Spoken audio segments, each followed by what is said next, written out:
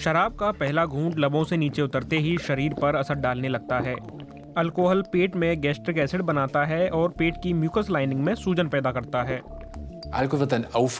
इसके बाद आंतें अल्कोहल सोखती हैं और फिर ये पोर्टल वेन के जरिए लीवर तक पहुंचता है। लीवर बहुत करीब होता है, इसलिए इस बात का खतरा बहुत है कि ज्यादातर अल्कोहल पेट से सीधा लीवर में पहुंचेगा।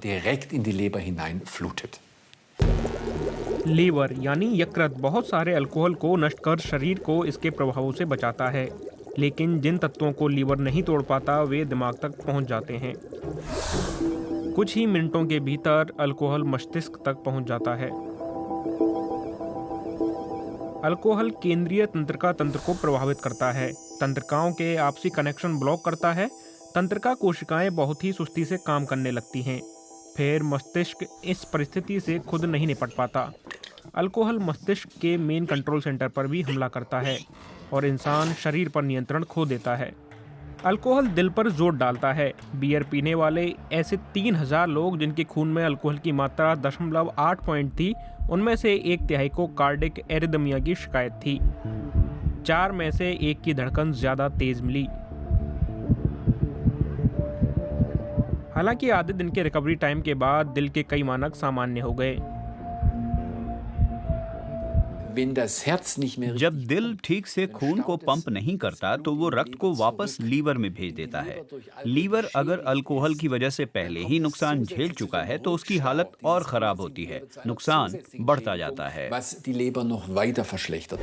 लीवर थकने के बावजूद काम तो करता है, लेकिन वह एक खतरनाक रास्ते पर है। लीवर में दर्द नहीं होता, इसीलिए अल्कोहल पीने वाले ज्यादातर लोगों को ये पता नहीं चलता कि लीवर सेहतमंद है या बीमार। इसका पता तभी चलता है जब वे जांच के लिए डॉक्टर के पास जाते हैं। बहुत ज्यादा अल्कोहल पीने वालों को साल में एक बार ऐसी जांच करानी चाहिए। शराब का नशा सबसे पहले सेरेब्रम से उतरता है। ऐसा 8 से 10 घंटे बाद होता है। मस्तिष्क का यही हिस्सा शारीरिक हलचल और बोलने की क्षमता को नियंत्रित करता है। सेरेब्रम तार्किक क्षमता, व्यवहार और भावनाओं को भी नियंत्रित करता है।